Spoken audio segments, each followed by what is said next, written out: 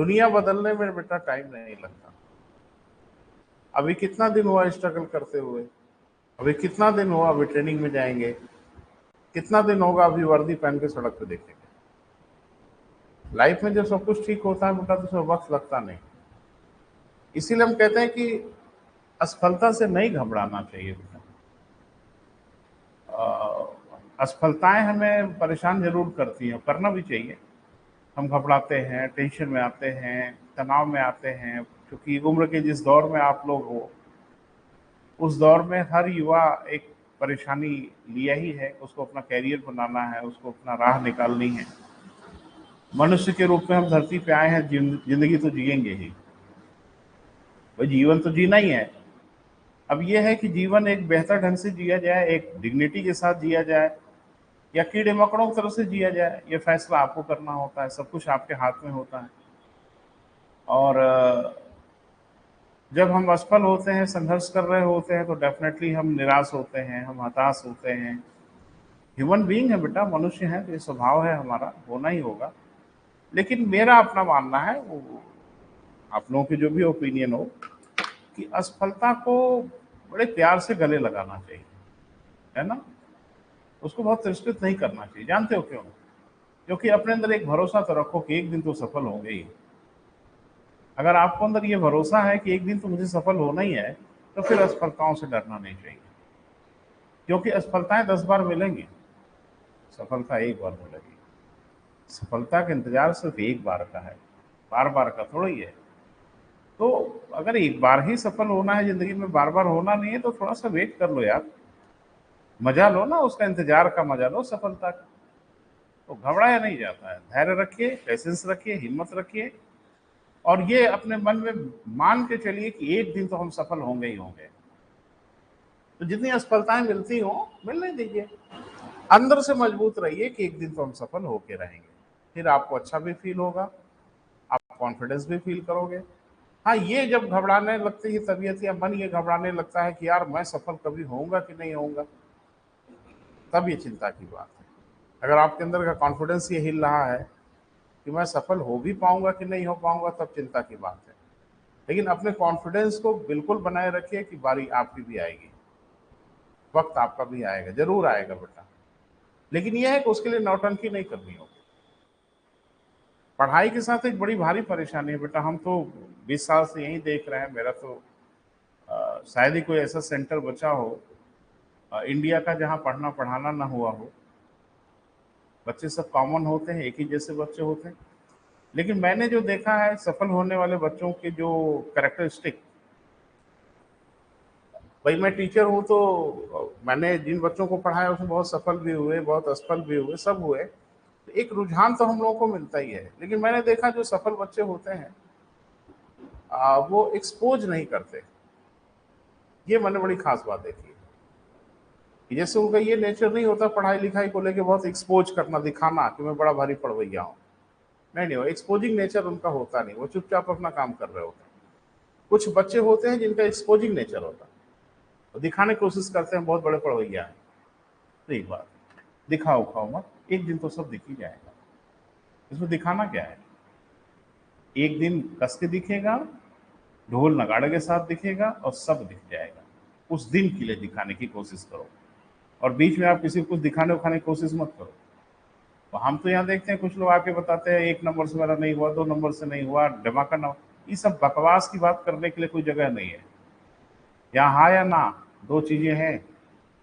अब उसमें अपने आप को बहुत सुपीरियर दिखाने की कोशिश मत करिए कि हमारा 0.5 से नहीं हुआ। ये सब बकवास की बातें सुनते सुनते कान पक जाता है। ये कहीं कोई आपको सिंपैथी नहीं आ जाएगी अंदर से कि अरे अरे बेचारे का नहीं हुआ, नहीं हुआ, खेल खत्म। ये सांप सीढ़ी वाला खेल है बेटा। या तो जीरो पे जाएंगे या तो हीरो बनेंगे। बीच में कह दें कि 99 तक पहुंच गए थे, मत पहुंचे होते, जीरो पे रहे होते। तो अभी से अगर बेटा आप सोच रहे हो तो देखो, पूरे सिस्टम अभी साल भर का वक्त है, पूरे सिस्टमेटिक ढंग से पूरी योजनाबद्ध तरीके से काम करें। अब तक अगर आपने कुछ भी पढ़ाई नहीं किया है तो भी घबराने की जरूरत नहीं। अब से शुरू करो, ये मान के शुरू करो कि अभी से आपको शुरू करना है। जो कुछ हुआ हुआ सो हुआ, खत्म करो। अभी हम जीरो से शुरू करते हैं। प्लान अगर आपका सटीक नहीं बनेगा, आपको सफलता नहीं मिलेगी। वो वैसे ही है, इस दीवार को आप जिंदगी भर ढकेलेंगे, दीवार नहीं गिरेगी। लोग तरस जरूर खा जाएंगे आपके ऊपर। ये बेचारा सुबह सुबह उठता है, ब्रश व्रश करके नहा धो के एकदम जुट जाता है, रात में 12 बजे तक दीवार ढकेलता है, फिर अगले दिन आ जाता है। कुछ नहीं होगा। तो दीवार ढकेलने वाली पढ़ाई नहीं होनी चाहिए। और मैं बताऊं बड़े दुख के साथ कि बहुत ढेर सारे लोग दीवार ढकेलने वाली पढ़ाई करते हैं।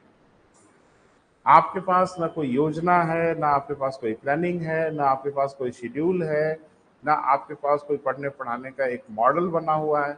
आपके बस का है क्वालिफाई करने में, तो आपके पास एक मॉडल होना चाहिए। अभी कंपटीशन के ट्रैक को ध्यान में रख के मॉडल बनाना होगा। समसामयिकी के क्वेश्चन हर जगह घुस रहे हैं, भूगोल में भी घुस रहा है, संविधान में भी घुस रहा है, इवन इतिहास में घुस रहा है। इतिहास में भी वही चीजें पूछ ली जा रही हैं जो जगह किन्हीं कारणों से चर्चाओं में है, उससे रिलेटेड डिस्ट्रिक्ट पूछ ली जा रही है। तो अगर ये सब असेसमेंट आपका नहीं है तो आप कंपटीशन क्वालिफाई करोगे? आप कहेंगे हम मेहनत बहुत करेंगे, कर लो ना मेहनत। मैंने बताया ना, दीवार ढकेलने वाला कम मेहनत कर रहा है क्या? दीवार नहीं गिरेगी। तो बेटा ये सब पढ़ाई नहीं होनी चाहिए, सिस्टमेटिक ढंग से पढ़िए। और एक बात हमेशा ध्यान में रखिए कि आपकी पढ़ाई का उद्देश्य ज्ञान अर्जित करना है, इसमें कोई शक नहीं है। लेकिन आपकी पढ़ाई का उससे ज्यादा उद्देश्य है कि ये ज्ञान हमारी परीक्षा में काम आए। ऐसा ज्ञान घर पे रहे भैया जिसकी हमारी परीक्षा में भी जरूरत नहीं है। किस काम का ज्ञान भैया? तो अभी हमारा जो ज्ञान होना चाहिए वो होना चाहिए जो परीक्षा में काम आए। और परीक्षा में काम अगर ज्ञान नहीं आता और बड़े भारी आप ज्ञानी हैं तो अपने घर रहिए, क्योंकि दुनिया सिर्फ आपको सफलता से आपको पहचानेगी। अरे एक चीज बताओ, जो बच्चा यूपी टॉप किया है, यूपी पीसीएस में, इस प्रदेश का सर्वश्रेष्ठ विद्यार्थी है? नहीं, नहीं है, बिल्कुल नहीं है। लेकिन उसने एक मानक प्रूफ किया ना, अब प्रदेश उसका नाम लेगा, वो तो कहेगा ही। तो यहाँ सफलता को सलाम किया जाता है।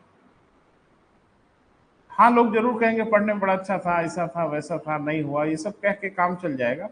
लेकिन दुनिया जो पहचान देती है ना बेटा, वो सफलता को पहचान देती है। तो आपकी हर पढ़ाई का उद्देश्य एक होना है। पढ़ पढ़ के जब सफल हो जाइएगा ना, तो ज्ञान बढ़ाने के लिए पढ़िएगा। अगर बड़ी जिज्ञासा है पढ़ने की तो ज्ञान बढ़ाने के लिए पढ़ाई करिएगा। अभी की जो पढ़ाई है ना भैया, उसका उद्देश्य परीक्षा होनी चाहिए। रातों दिन आप जो भी पढ़ें, दिमाग में रहना चाहिए क्या ये परीक्षा में हमारे उपयोगी होगा। अगर होगा तो ठीक, और नहीं होगा तो नहीं। बेमतलब है। और कुछ लोग बेमतलब वाली पढ़ाई बहुत करते हैं, यानी उनकी पढ़ाई बेमतलब वाली ज्यादा होती है। तो देखने में लोगों को लगता है बच्चा तो बहुत मेहनत कर रहा है, लेकिन सारी पढ़ाई बेमतलब वाली होती है। तो मतलब वाली पढ़ाई कैसे होगी बेटा, उसको थोड़ा ध्यान में रखिए। समसामयिकी से क्वेश्चन पूछे जा रहा है। मुझे लगता है समसामयिकी के क्वेश्चन आज की डेट में इतने भयानक हो चुके हैं बेटा कि आपका वो सिलेक्शन भले न कराए, लेकिन आपको बाहर जरूर करा देंगे। आप बाहर का रास्ता देख लोगे। 20-25 क्वेश्चन से सिलेक्शन नहीं होगा आपका, लेकिन वो 20-25 क्वेश्चन आपको बाहर का रास्ता जरूर दिखा देंगे। संविधान के 23 क्वेश्चन आया था ना इस बार, संविधान के 23 क्वेश्चन आप सही कर लिए, ज्यादातर बच्चों ने किया है हमारे। तो 23 क्वेश्चन सही करके आपका सिलेक्शन नहीं होगा, बिल्कुल नहीं होगा। लेकिन अगर 23 को छोड़ा तब तो पक्का नहीं होगा। तो मुझे लगता है कि सारा समझ पा रहे हैं। किसी एरिया को अंडर एस्टिमेट नहीं कर सकते आप। किसी एक एरिया से आपका सिलेक्शन नहीं होगा। स्ट्रेटेजी क्या होती है बेटा पढ़ने की, वो जरा समझिए।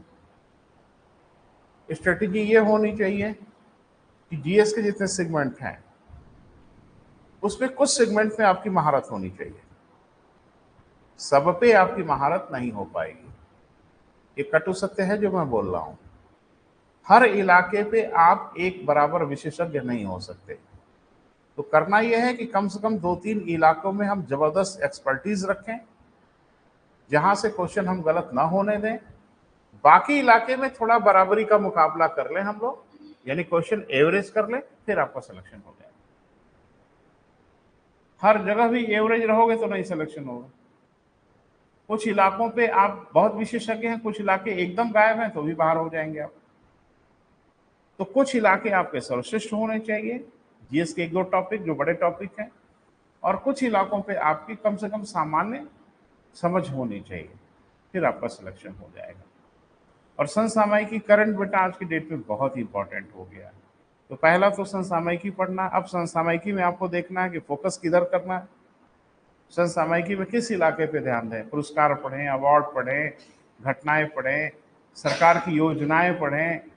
ये पेपर देख के ही असेसमेंट कर पाओगे आप, यानी पेपर का फॉर्मेट देख के ही आप समझ पाओगे कि करंट पे आप देख रहे हो कि जो गवर्नमेंट प्लानिंग है, योजनाएं हैं, कोई ना कोई जरूर पूछी जा रही है।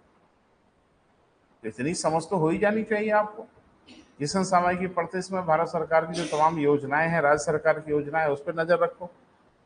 इंडेक्सेस वगैरह का दो पूछ ले रहे हैं, इंडेक्सेस पे नजर रखो। तो अब ये सब करोगे बेटा तभी सफलता मिलेगी। और दूसरा ये कि थोड़ा आपका भाग्य, पढ़ाई भी होनी चाहिए। पढ़ाई तो सबसे जरूरी है, वो तो होनी ही चाहिए। पढ़ाई के बाद भी थोड़ा आपका लक भी काम करता है। अब कैसे करता है हम आपको बता रहे हैं। जैसे मान लीजिए 110 क्वेश्चन सारे बच्चों ने किया, सारे मतलब जो अच्छे बच्चे हैं, सारे थोड़ी कर पाएंगे। तो जो बहुत अच्छे बच्चे हैं, जिन्होंने बहुत अच्छी मेहनत की है, तैयारी की है, वो लगभग 110 के आसपास पढ़ाई के दम पे करेंगे। अब 5 क्वेश्चन आपने अटेम्प्ट किया, 5 इन्होंने अटेम्प्ट किया, रिस्क लिया आपने। उस 5 में आपका 3 सही हो गया, इनका 5 में 1 सही हो गया, क्योंकि वो 5 क्वेश्चन पढ़ाई वाले नहीं थे। वो 5 क्वेश्चन थोड़ा कॉमन सेंस और थोड़ा सा समझ जो पढ़ाई की थी उसके अनुसार करना था। आपका हो गया सिलेक्शन। आजकल हो ये रहा है। वो 3-4 क्वेश्चन जो लास्ट में आप रिस्क ले रहे हैं, जो आपको आ नहीं रहा है क्लियर, लेकिन आप कोशिश कर रहे हैं सामान्य बुद्धि से कि मेरा सही हो जाए, अब उसमें थोड़ा भाग्य काम कर जाता है कि 5 में हो सकता है किसी का 4 सही हो जाए, 5 में हो सकता है किसी का 1 भी सही ना हो। बस इसी में खेल बन बिगड़ जा रहा है। 110 तो था, वो तो सबका था। तो आजकल हो रहा है ये, और आज के डेट में ये हो रहा है कि पिछले साल के टॉपर्स का इस साल के प्रीलिम्स में नहीं हो रहा है। जिन्होंने पिछले साल टॉप किया उनका इस साल के प्रीलिम्स में ही अता पता नहीं। ये है कंपटीशन। तो हल्के में ना लें, पूरी ताकत से जुटें और डरे नहीं किसी से। कोई भूत प्रेत नहीं है, किसी कोई परा ग्रह का नहीं है, कोई दूसरे ग्रह का नहीं है, लेकिन अपने अंदर वो ग्रेविटी लाइए, अपने अंदर वो गंभीरता लाइए, अपने अंदर वो थोड़ा सा विचार लाइए।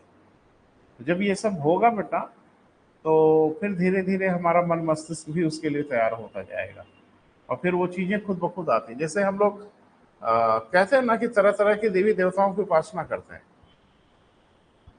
हिंदू मिथोलॉजी की बात कर रहे हैं, तो सबके अपने अपने एक भगवान होते हैं, सबसे फेवरेट वाले, है ना। लो, अरे भाई जो पूजा पाठ करते हैं उनके सबके अपने अपने फेवरेट गॉड होते हैं। काहे नहीं, हर गॉड तो होते हैं, सबकी पूजा करते हैं, लेकिन एक खास होते हैं। कोई बजरंग बली की उपासना कस के करता है, वो उन्हीं की पूजा कर रहा होता है। इसका मतलब ये नहीं कि बाकी भगवान को गाली दे रहा है, नहीं नहीं, उनकी श्रद्धा हनुमान जी में ज्यादा है। कोई शंकर भगवान के उपासक, वैसे इन्हीं के उपासक ज्यादा हैं। तो जो भोलेनाथ के उपासक होते हैं ना, उनके अंदर उनका लक्षण भी आने लगता है। बुरा मत मानिएगा, ये बड़ी मजेदार बात है।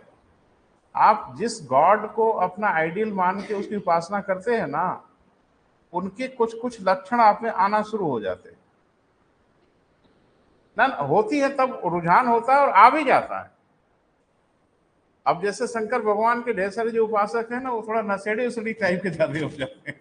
अगर आप गौर से देखो, ये जूना खड़ा वाले जितने हैं ना, 24 घंटे नागा जो साधु हैं गांजा पिए रहते हैं, क्योंकि उनके गॉड अलाउड करते हैं। तो ये तो मेरे ही गिरोह का आदमी है, मैं ये नहीं कह रहा हूं। लेकिन आप जिस चीज के बारे में सोचते हैं ना बेटा, वैसा धीरे धीरे आप होने भी लगते हो। तो आप एसडीएम के बारे में लगातार सोच रहे हो ना, तो आपके अंदर कुछ धीरे धीरे फीलिंग भी होने लगती है, उस तरह की समझ भी आने लगती है, उस तरह की ग्रेविटी भी होने लगती है कि एक एसडीएम के अंदर कैसा पर्सनैलिटी होनी चाहिए, कैसा उसका रिस्पॉन्स होना चाहिए। वो धीरे धीरे आपके अंदर डेवलप होने लगता है। कुछ सोचना तो होगा, एक बच्चा जो आर्मी में जाने के लिए शुरू से सोचता है ना, तो आप देखते हो धीरे धीरे उसकी पर्सनैलिटी भी उस टाइप की कन्वर्ट होने लगती है और इसलिए सफलता में काम भी कर जाती है। तो ये सब बहुत जरूरी है बेटा, वो सब करिए।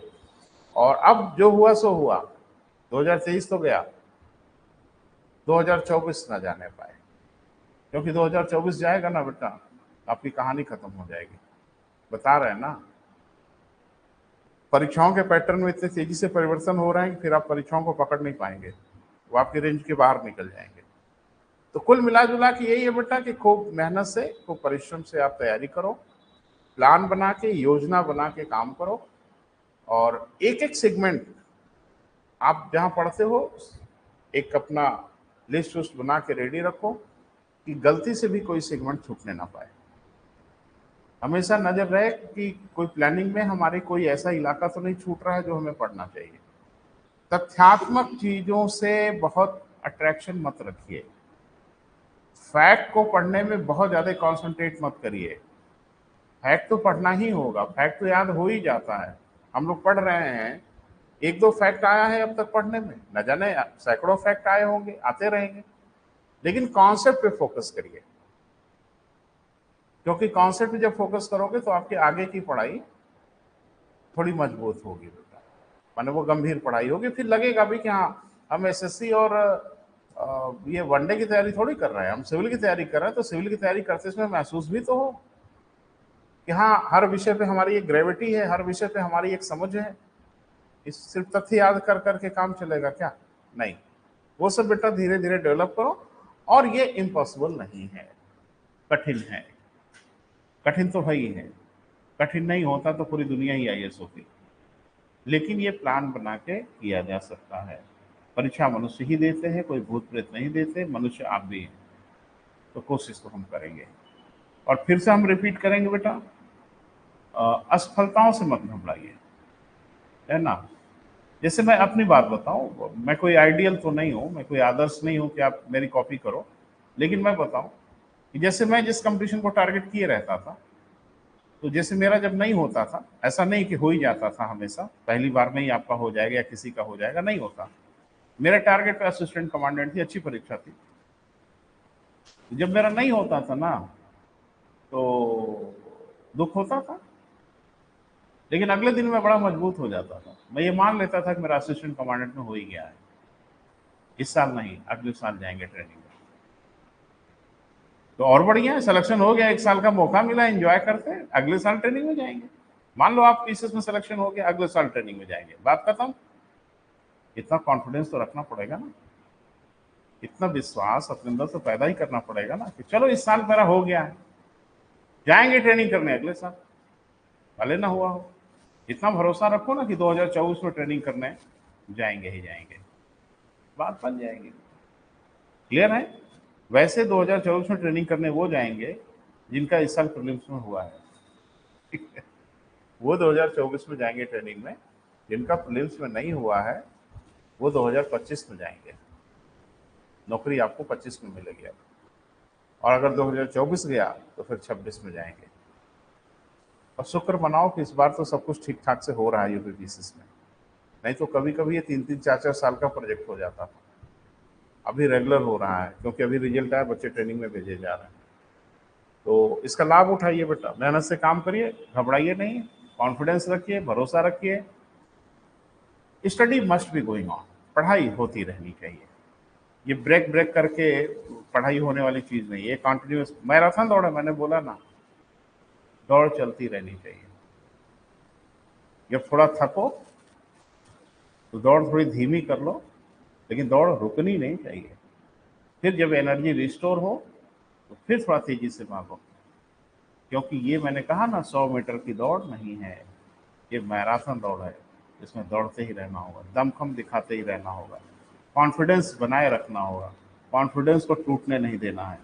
और जिस दिन आपका कॉन्फिडेंस टूटा, उस दिन खेल खत्म, उस दिन सब कुछ फिनिश हो जाएगा। और एक चीज़ और बताएं कि जब आप सबसे ज़्यादा निराश होते हैं, जब आप एकदम से टूट चुके होते हैं कि अब उम्मीद की किरण नहीं है, जादू तभी होता है। मिरेकल मैंने तभी देखा जब आप एकदम घबरा चुके होते हैं कि मेरा होगा नहीं होगा, लग नहीं रहा है ये सब। और अक्सर फिर सफलता आपको उसी वक्त मिल जाता है। तो हिम्मत बना के रखिए बेटा, घबराइए नहीं, वक्त तो आएगा ही आएगा। चलिए बेटा, कहाँ तक चर्चा हुई है, बात करते हैं, बोलो बेटा। हाँ, तो थोड़ा सा रिवाइव कर लेते हैं, 2 मिनट। हम लोगों ने वायुदाब पढ़ा और हम लोगों ने पवन पढ़ा। वायुदाब में हम लोगों ने ये पढ़ा कि जो अस्थाई वायुदाब की पट्टियां होती हैं वो 7 होती हैं। क्लियर है बेटा? और जिसमें से 3 वायुदाब की पट्टी सूर्यताप के कारण बनती है। कौन कौन बनती है, नाम बता सकते हैं? आगे नाम बेटा। हाँ, नहीं ऐसे बोलो थोड़ा अच्छा लगे। ध्रुवीय उच्च वायुदाब की पट्टी 2 और इक्वेटोरियल लो प्रेशर बेल्ट 1। ये 3 वायुदाब की पट्टियां बनती हैं सूर्यताप के कारण, और 4 अस्थाई वायुदाब की पट्टियां जो बनती हैं वो पृथ्वी की डायनेमिक फोर्स के कारण बनती हैं। कल को नाम पूछेगा, वो चारों का नाम बताइए।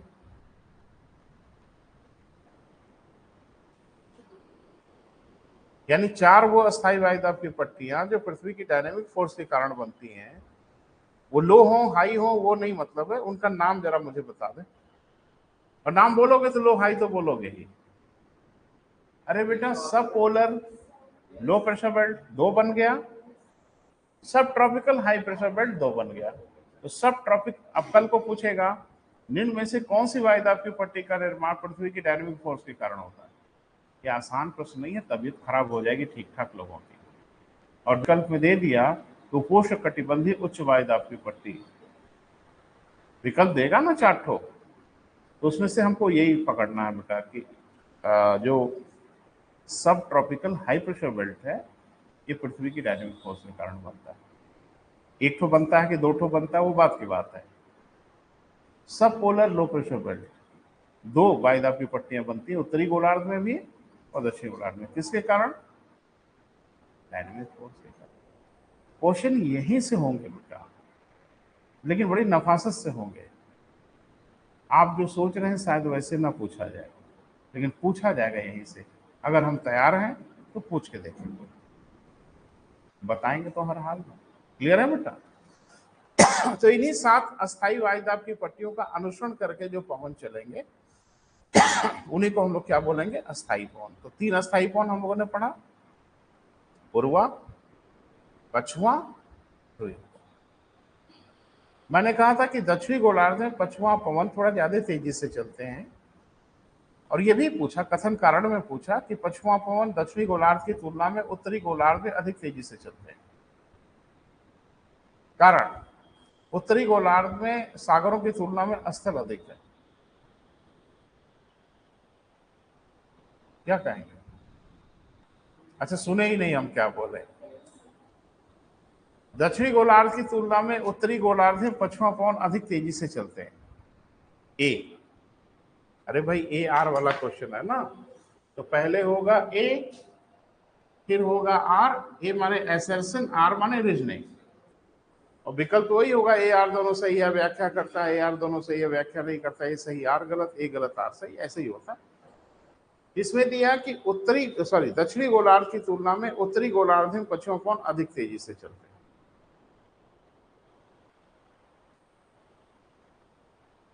उत्तरी गोलार्ध में सागरों की तुलना में स्थल अधिक होते हैं। यही सब खेल होगा आपके साथ, है ना बेटा? अब कुछ इतने उत्साहित रहते हैं कि हाँ ऐसे ही तो कुछ बोले थे ऐसे ही कुछ बोले थे, दूसरा बोले थे। दक्षिणी गोलार्ध में पछुआ पवन अधिक तेजी से चलते हैं। क्लियर है बेटा? कारण उदाहरण सब मैंने बताया। इसलिए दक्षिणी गोलार्ध में अलग अलग अक्षांशों पे इनको अलग अलग नाम से जानते हैं। तो 40 से 60 के बीच में चलते हैं, ये तो आपको आइडिया है। ये पछुआ पवन कहाँ से कहाँ चलते हैं? About 40 degree to 60 degree latitude तक चलते हैं। तो अलग अलग लैटिट्यूड पे इनके अलग अलग नाम हो जाते हैं, लेकिन नॉर्दर्न हेमिस्फीयर में नहीं, साउदर्न हेमिस्फीयर में। 40 अंश पे गरजते 40, 50 अंश पे भयंकर 50, 60 अंश पे चीखते 60, लेकिन उत्तरी गोलार्ध नहीं। जो चर्चा हुई आपसे, फिर हम लोग बात कर रहे हैं बेटा समसामयिक या अस्थायी पवनों की चर्चा हो रही है। तो लिस्ट हम लोग बना के रेडी रखे हैं। एक की शायद चर्चा हुई है, समुद्री पवन व स्थलीय पवन। अगली हेडिंग बना।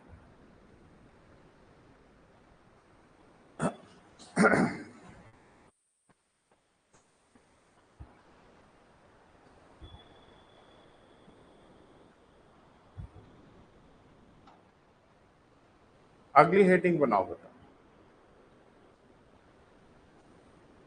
क्या है बेटा? हाँ, कैटाबेटिक और एनाबेटिक। ठीक है, हिंदी में क्या कहते हैं बेटा? चोटी की समीर व घाटी की समीर। तो पहला तो ये ध्यान रखना है कि ये पवन किस प्रकार के हैं बेटा? अस्थायी सामयिक है। यही पूछ लेगा कौन सा अस्थायी सामयिक पवन है, तो ये दिमाग में रखना है। अब ये जरूर देखते हैं कि ये पवन कहाँ चलते हैं और कब चलते हैं, क्यों चलते हैं। लिखें, इन पवनों का प्रभाव, इन पवनों का प्रभाव पर्वतीय क्षेत्रों में होता है। इन पवनों का प्रभाव कहाँ होता है बेटा? पर्वतीय क्षेत्रों में होता है। ठीक है, कैसे होता है वो थोड़ा समझना है। तो एक एक पॉइंट बना के अलग अलग करेंगे। तो नंबर 1, पहला लिखिए, पर्वतीय क्षेत्रों में, पर्वतीय क्षेत्रों में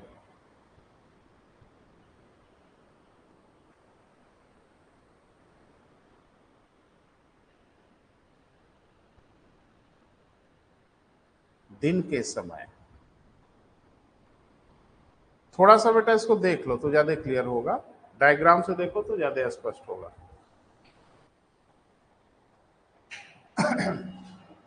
जैसे कोई पर्वतीय क्षेत्र अगर होगा तो इस तरह के तमाम चोटियां होंगी, बोले बेटा।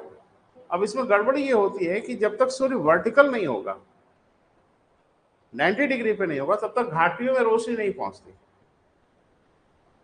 और सूर्य वर्टिकल कितनी देर होता है? बहुत देर तो होता नहीं। तो अमूमन इन क्षेत्रों में सूर्य की किरणें तिरछी ही पड़ती रहती।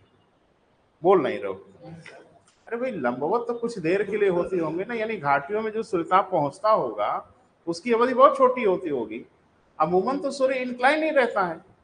जब इंक्लाइन रहता है तो चोटियों पे बढ़िया सूर्यताप मिल जाता है। बोल नहीं रहे? क्योंकि वो इंक्लाइंड होता है तो इनके लिए वर्टिकल हो जाता है।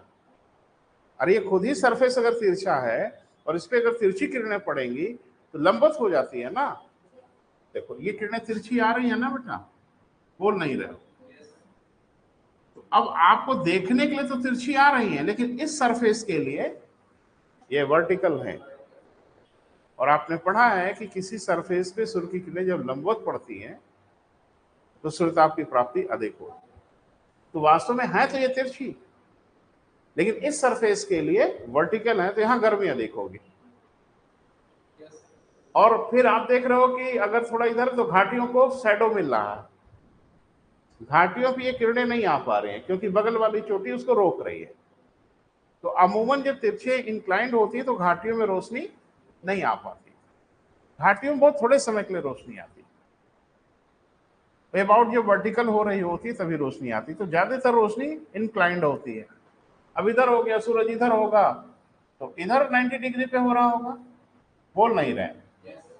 तो अब इसमें होता यह है कि चोटियों के आसपास का इलाका दिन में कुछ ज्यादा ही गर्म रहता है घाटियों की तुलना में। क्यों?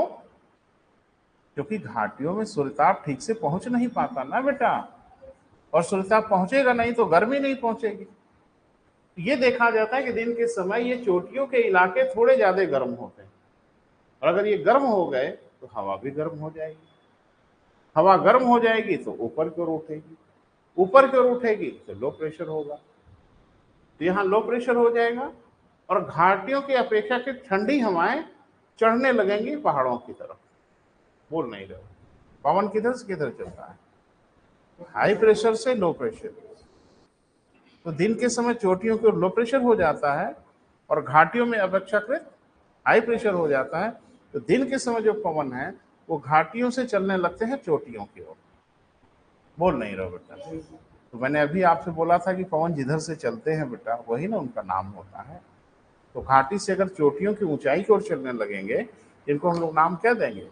घाटी के पवन। और घाटी के पवन को हम लोग नाम देते हैं एनाबेटिक विंड। ठीक है। हाँ, कहाँ रुके हो जरा वो बोल दो, लाइन बोल दो बेटा, याद नहीं। हाँ, दिन के समय चोटियों की तरफ अधिक सूर्यताप की प्राप्ति हो जाती है।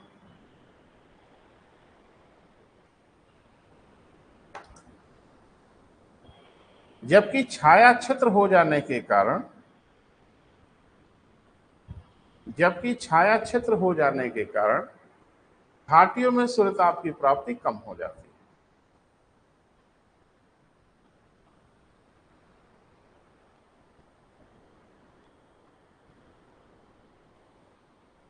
घाटियों में सूर्यताप की प्राप्ति कम हो जाती है। याद वाद नहीं करना है, समझना है, बात बन जाएगी। ठीक है बेटा।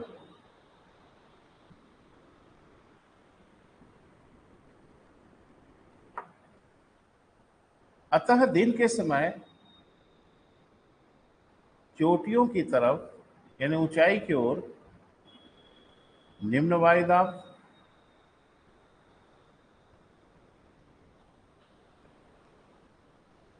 तथा घाटियों की ओर अपेक्षाकृत तुलनात्मक रूप से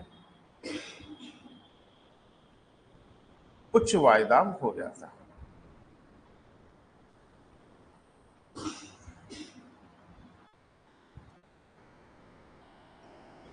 ठीक है बेटा, क्या हो जाता है? उच्च वायुदाब हो जाता है। ठीक है। तो अब तो मुझे लगता है आपको नहीं कुछ करना है, अब तो जो होना है वो होगा अब। और वो होगा ये कि पवन, मैंने बहुत शुरू में आपको बताया था कि पवन के बारे में एक चीज अपने खोपड़ी में ठूंस लो, भूलना मत कभी। और पूरे भूगोल में इसका एक भी अपवाद नहीं है। जैसे कुछ नियमों के अपवाद होते हैं, यहां एक भी एक्सेप्शन है ही नहीं है। पवन सदैव उच्च वायुदाब से निम्न वायुदाब की ओर चलेंगे, इसका एक अपवाद पूरी ज्योग्राफी में नहीं है। वायुदाब अगर बन गया तो पवन चला दो, तो पवन किधर से किधर चलेंगे? घाटी से चोटी की ओर चलेंगे। देखिए स्पष्ट है, पवन का प्रवाह स्पष्ट है, पवन का प्रवाह घाटियों से चोटी की ओर होने लगेगा। ये घटना कब हो रही है? दिन में हो रही है ना बेटा?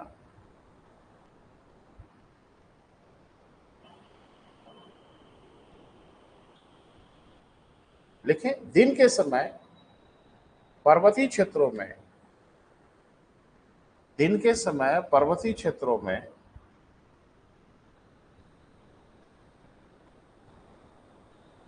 चोटी के पवन का प्रभाव रहता है, सॉरी सॉरी, घाटी के पवन का प्रभाव रहता है।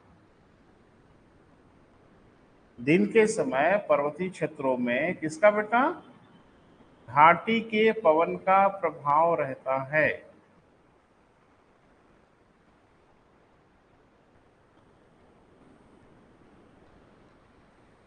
क्लियर हुआ? जिसे हम एनाबैटिक विंड कहते हैं। हम बोर्ड पे लिख रहे हैं बेटा।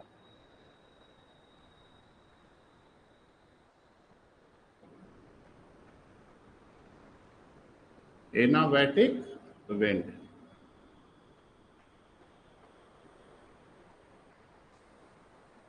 इसको एनाबैटिक विंड कहते हैं इंग्लिश में, और हिंदी में चोटी की, सॉरी घाटी की सभी। तो घाटी की सभी अमूमन पूछता नहीं है, क्योंकि नाम सुन के हम तुरंत समझ जाएंगे क्या है।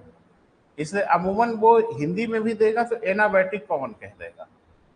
अब इसको नाम से हमें समझ नहीं आ रहा कि इसका क्या मतलब है। क्लियर है बेटा? सतर्क करते, एनाबैटिक विंड चलेंगे कहाँ? पर्वतीय क्षेत्रों में। कैटाबैटिक विंड कहाँ चलेंगे? पर्वतीय क्षेत्रों में। एनाबैटिक विंड चलेंगे दिन में, और कैटाबैटिक विंड चलेंगे रात में। ठीक है, पैरा चेंज कर लो।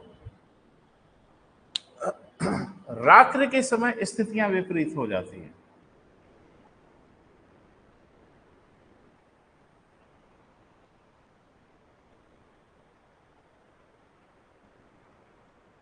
रात्रि के समय क्या बेटा, स्थितियां विपरीत हो जाती हैं, क्योंकि ऊंचे पर्वतीय क्षेत्र विकिरण खिड़की के क्षेत्र होते हैं। क्योंकि ऊंचे पर्वतीय क्षेत्र क्या होते हैं बेटा, विकिरण खिड़की के क्षेत्र होते हैं, रेडिएशन विंडो के क्षेत्र होते हैं।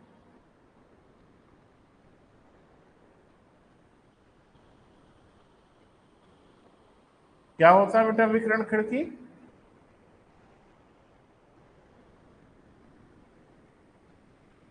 बहुत बढ़िया तैयारी हो रही है, बेड़ा गर्क मत करो बेटा, है ना।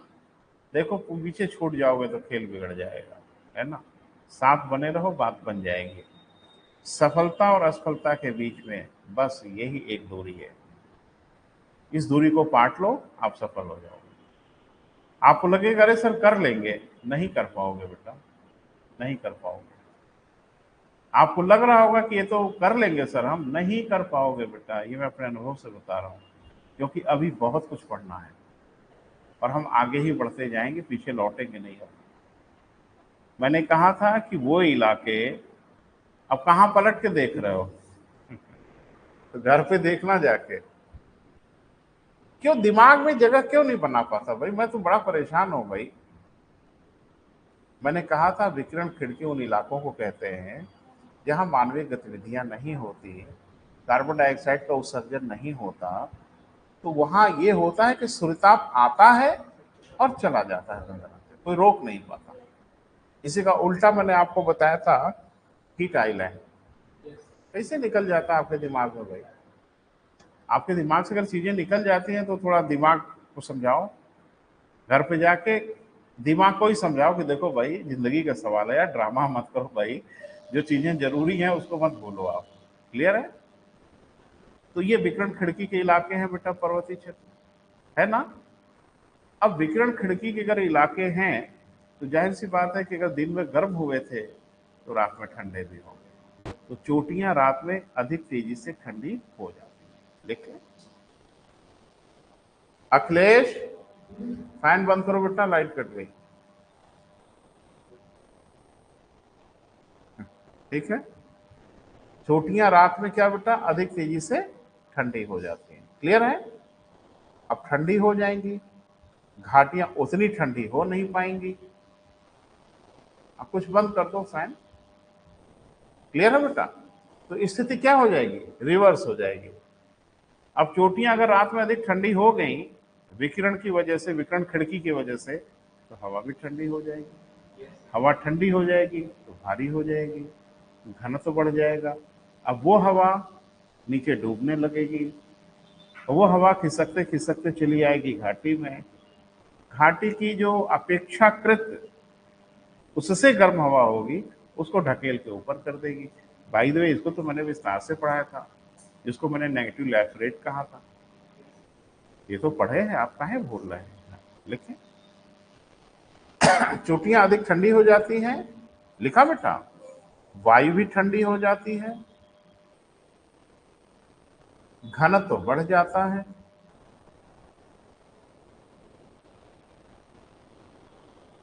डेंसिटी क्या हो जाती है बेटा, बढ़ जाती है। अतः रात्रि के समय चोटी के पवन घाटियों की ओर उतरने लगते हैं।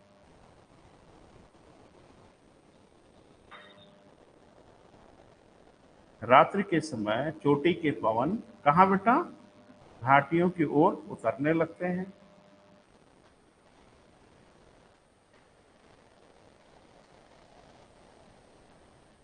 इसी कारण इसे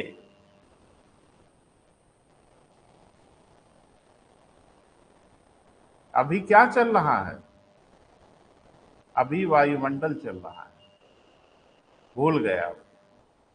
अरे वायुमंडल ही शुरू किया था, अभी वायुमंडल चल रहा, अभी और चलेगा। अभी आर्द्रता और वर्षण पढ़ना है हम लोगों को, जब वो पढ़ लेंगे तो वायुमंडल कंप्लीट होगा। और आपको लगा था कि क्षोभ मंडल वंडल हो गया तो वायुमंडल हो गया, नहीं नहीं बेटा, बड़ा टॉपिक है ना। चलो, तो रात के समय क्या होगा बेटा, चोटियों से घाटी की ओर चलने लगेंगे, तो क्या नाम देंगे उन्हें? क्या ऐसी बात है, लिखिए। इसी कारण इन्हें हम क्या नाम दे देते हैं बेटा? चोटी के पवन या चोटी के सफेद। क्लियर है? इंग्लिश में कैटाबैटिक विंड कहते हैं। तो अब आपसे पूछेगा कि पर्वतीय क्षेत्रों में रात्रि के समय किस पवन का प्रभाव रहता है? कैटाबैटिक का। पर्वतीय क्षेत्रों में दिन के समय किस पवन का प्रभाव रहता है? एनाबैटिक। इसका दो उपाय है। एक उपाय यह है कि याद कर लो, रटो सुबह उठते उठते, दिन के समय एनाबैटिक, रात के समय कैटाबैटिक, और मैं लिख के दे रहा हूं परीक्षा में उल्टा पुल्टा करके ही आओगे। ये सब याद करने की चीजें नहीं है, दिमाग में है। अब तनाव मुक्त रहिए, परीक्षा में अगर दिख जाएगा वही काम तमाम कर देंगे। टेंशन में आने की जरूरत नहीं। बच्चे बड़े टेंशन में आते हैं। जैसे याद जो करने वाले हैं ना, वो क्या करते हैं, इतने तनाव में होते हैं, जब वो परीक्षा देने जा रहे होते हैं तो जल्दी जल्दी याद कर रहे होते हैं, दिन के समय क्या था, रात के समय क्या था। ये पागल हो जाओगे आप। एकदम टेंशन मुक्त होके जाइए, कुछ मत याद रखिए, सब वही याद आएगा, वही काम तमाम करेंगे। समुद्री समीर और स्थलीय समीर याद करके जाएंगे, दिन के समय समुद्री और रात के समय स्थलीय, हो जाएगा उल्टा पक्का परीक्षा में। नहीं, वही कल्पना करेंगे दिन में होगा क्या, और वही बता देंगे कौन किधर किधर चलेंगे। तो पढ़ाई ये होनी चाहिए ना बेटा, एकदम मस्त होकर परीक्षा में जाना है। तनाव लेके परीक्षा में जाओगे, अरे याद तो ऐसे ही बहुत कुछ करना पड़ेगा बेटा, बिना याद की परीक्षा में समसामयिकी पूरा आपको याद ही करके जाना है, तो वो तो बर्डन अलग से है। एक तो भूगोल का भी बर्डन पाल लो, एक तो संविधान का और अर्थव्यवस्था का, और पागल होके घूमते घूमते जाओगे परीक्षा सेंटर पे। तो भैया जहां याद करने से बचा जा सकता है वहां बचिए, जहां कोई विकल्प है ही नहीं है वहां तो याद करना ही पड़ेगा। दोनों का कॉकटेल बनाइए, न कि एकदम याद करने पे ही आमादा रहे कि क्या समझना है याद कर लेते हैं। आपको बंदर का नाच नचा देगा वो, कह रहे ना, सब याद वाद किया धरा रह जाएगा। तो क्लियर है बेटा, दिन के समय रात के समय। अच्छा सोच के बताओ, दिन के समय समुद्री समीर रहता है कि स्थलीय समीर रहता है? हमने व्याख्या भी करके मुझे बताना पड़ेगा। सोच के बताओ, कोई जल्दी नहीं। वेरी गुड, याद करके बताए थे, इसमें याद क्या करना है। दिन के समय स्थल ज्यादा गर्म हो जाएंगे, फेल हो गया। स्थल ज्यादा गर्म होंगे, वायुदाब कम हो जाएगा, सागरों में हैवी होंगे, सागर से स्थल को चल पड़ेंगे रात में। अब इतना तो समझदार ही इसी का उल्टा बता देंगे रात में। ये बेटा पढ़ाई होनी है, न कि याद करने वाली पढ़ाई होनी है। याद कितना करोगे भाई? नहीं, मैं आपके फेस से गुजरा हूं और मुझे सब समस्या पता है। ये सब छोटी छोटी चीजों को अगर हम याद करने लगे तो हो गई हमारी पढ़ाई बहुत बढ़िया। ये सबसे कुछ नहीं होगा, आगे बढ़े। अच्छा, वर्तमान पवन का प्रभाव यानी अस्थायी पवन का जो प्रवाह है वो फेरल सेल के कारण है कि हेडली सेल के कारण? यानी फेरल के नियम से है कि हेडली के सेल? फेरल के नियम से है। एक कोश की नहीं वरण ट्राई कोश की। अरे कै जानी बताएंगे परीक्षा में, अगर हम बता रहे ना, आपको मजाक समझ में आ रहा होगा, परीक्षा में खाली ये पूछे तो तेल निकल जाएगा ठीक ठाक लोगों का।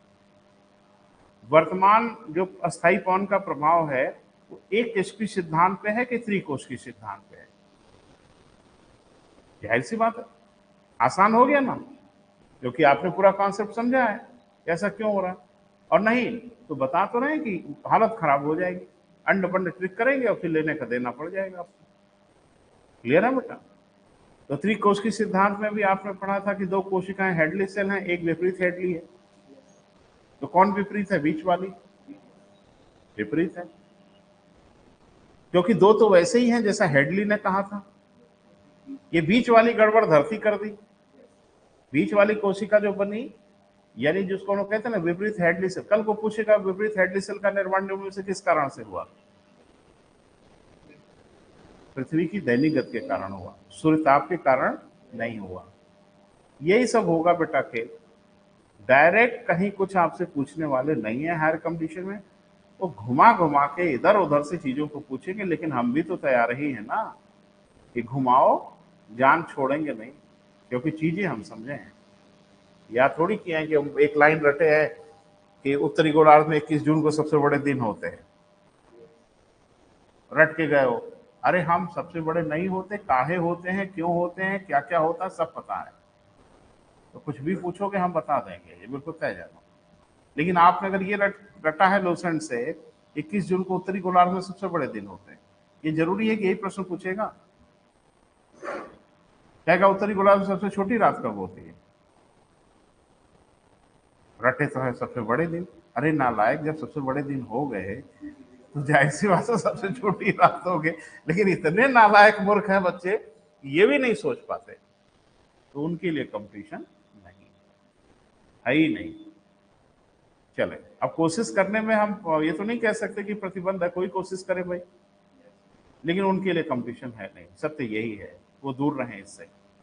तो कोई बिजनेस करें, कोई काम धंधा करें, ज्यादा अच्छी संभावना है। चलो बेटा, ये क्लियर हो गया क्या क्या हुआ बेटा? Sea breeze, land breeze, katabatic wind, anabatic wind, ये 4 हो गया। आगे बढ़ते हैं, अगला क्या है भाई, बोल दो जरा। है मानसून, मानसूनी पवन। तो इसको बेटा हम लोग एक बार फिर पढ़ेंगे, है ना, जैसा पहले भी मैंने बताया था। या परेशान मत होइएगा, इसका अध्ययन हम लोग एक बार फिर से करेंगे। जब हम लोग भारत का भूगोल पढ़ेंगे तो बहुत कस के पढ़ेंगे इसे, मैंने पूरी ताकत से पढ़ेंगे। इसका अभिप्राय यह नहीं कि हम यहाँ पे छोड़ देंगे। यहाँ पे आपको सिर्फ ये याद रखना है, दिमाग में रखना है कि मानसूनी पवन जो होती है वो अस्थायी पवन है। इसको क्यों अस्थायी कहते हैं, वजह होगी, तो उसी वजह को थोड़ा सा समझना है, भूगोल के माध्यम से समझना है। क्योंकि मानसूनी पवन का सरोकार भारत से संबंधित है, ये ग्लोबल पवन नहीं होती, यानी इसका ज्यादा रिश्ता किससे है बेटा? भारत से है।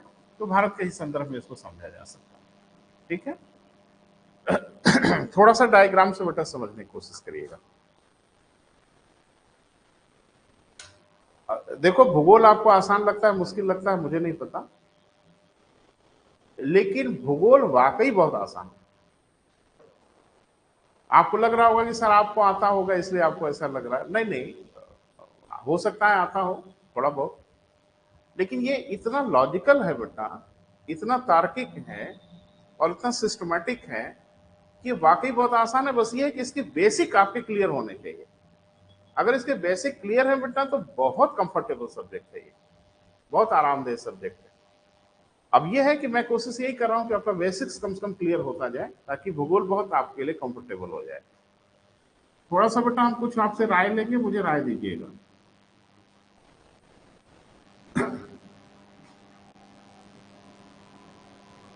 क्योंकि चीजें धीरे धीरे ही सिखाई जा सकती, एक साथ सारी चीजें नहीं सिखाई जा सकती। एक बच्चा जब पहली बार बाइक चलाना सीखता है ना, उसको सिखाया जाता तो उसको ये नहीं बताया जाता कि एक्सीडेंट भी होता है। सिर्फ फोकस ये किया जाता है कि चलाना सीख ले, पहले क्लच, एक्सीलेटर, ब्रेक वगैरह ये चलाना सीख ले। जब चलाना सीखेगा तब लड़ेगा एक दिन, तो उसको समझ में आ जाएगा कि एक्सीडेंट भी होता है। तो अभी पहले दिन चलाना सिखा रहे हो, उसी दिन उसको लगे डराने की बड़ा भयानक एक्सीडेंट भी होता है, तो डर जाएगा ना। तो पढ़ाई ऐसी ही होती है कि पहले हम धीरे धीरे आगे बढ़ेंगे, फिर खतरों से परिचय कराएंगे आपका। अचानक खतरों से परिचय कराना ठीक नहीं। तो थोड़ा सा बेटा एक चीज आपको समझनी पड़ेगी। जैसे हम लोग वायुदाब की पट्टी पढ़े थे, याद है? तो मोटा मोटा थोड़ा समझना है बेटा कि वायुदाब की पट्टी हम लोग पढ़े थे, एक ये, एक यहां, एक यहां, बोले, और एक इस जगह पे, सो ऑन, एक यहां, एक यहां, और एक इस जगह पे। अब हम इसका अक्षांश वगैरह क्या लिखें, आप समझ ही रहे हो। ये डायग्राम जब बनाया गया था, तो भाई एक दिन का डायग्राम तो है ना, जिसको हमने कहा था इक्वेटोरियल लो प्रेशर बेल्ट, सब ट्रॉपिकल हाई प्रेशर बेल्ट, सब polar low pressure belt, polar high pressure belt. एक बात मुझे बताइए, मुझे लगता है ये डायग्राम तो 21 जून का था, सॉरी 21 मार्च का था, 21 मार्च या 23 सितंबर का था, तब जब सूर्य की लंबवत किरणें विषुवत रेखा पर चमक रही थी। बोल नहीं रहे, क्या सूर्य की लंबवत किरणें हमेशा विषुवत रेखा पर ही रहती हैं? नहीं रहती ना। तो ये सूर्य की किरणें, ये वायुदाब की पट्टी की कल्पना उस दिन की है जो डायग्राम में मैंने आपको दिखाया था, जिस दिन सूर्य की लंबवत किरणें विषुवत रेखा पे पड़ रही थी। बोल नहीं रहे हो। सूर्य की किरणें विषुवत रेखा पे लंबवत क्या साल भर पड़ती हैं? नहीं, ये तो साल में 2 ही दिन पड़ती है ना बेटा।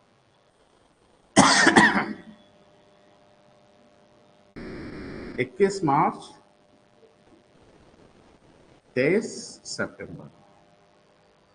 क्या पूरे साल भर में रोज 21 मार्च और 23 सितंबर ही रहता है? बोल नहीं रहे, नहीं रहता। अब जाहिर सी बात है कि अगर सूर्य की लंबवत किरणें यहां चमकने लगी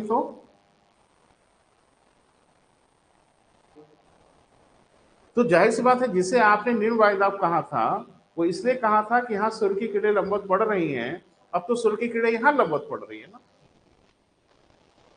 तो विषुवत रेखा तो भले यहां रह जाए, लेकिन जो निम्न वायुदाब की पट्टी है वो तो अब यहां बनने लगेगी ना। हाँ या ना बोलो, कोई डाउट हो तो क्लियर करो। जैसे ये डायग्राम जो हम लोगों ने बनाया था, ये उस दिन का बनाया था जिस दिन सूर्य की लंबवत किरणें विषुवत रेखा पे चमक रही थी। तब हमने कहा था कि विषुवती निम्न वायुदाब की पट्टी। लेकिन जब सूर्य की किरणें इस रेखा पे आ जाएं, जिसको हम लोग कहते हैं कर्क रेखा, तो सूर्य की किरणें अगर कर्क रेखा के आसपास पहुंचने लगी, तब तो सबसे अधिक गर्मी यहां देने लगेंगी। विषुवती क्षेत्र तो यही रह जाएगा, लेकिन निम्न वायुदाब का क्षेत्र यहां से सरक के यहां चला आएगा। आया ना? तो इसका मतलब है कि वायुदाब की पट्टी जो हमने आपको दिखाया था अस्थाई, वो वायुदाब की पट्टियां हमेशा उसी जगह पे नहीं रहती। आया ना? वो जैसे ये मेरी फिंगर है ना, ऐसे ये हमने बना दिया वायुदाब की पट्टी। अब सूर्य जब उत्तरायण होता है, उत्तरायण मतलब नॉर्थवर्ड मूव करता है, तो ये ऐसे सरकती, और सूर्य जब कर्क रेखा की ओर आता है तो वायुदाब की पट्टियां नीचे शिफ्ट होती रहती है, बनी हुई, लेकिन एक जगह पे फिक्स नहीं रहती। क्यों? सूर्य की लंबवत किरणों के पीछा तो यह भी करेंगी ना। जहां सूर्य की किरणें लंबवत होंगी, वहां ना निम्न वायुदाब का क्षेत्र बनेगा नीचे, तो वो थोड़ा ऊपर और थोड़ा नीचे शिफ्टिंग होती रहती है, जिसको कहते हैं वायुदाब की पट्टियों का हस्तांतरण।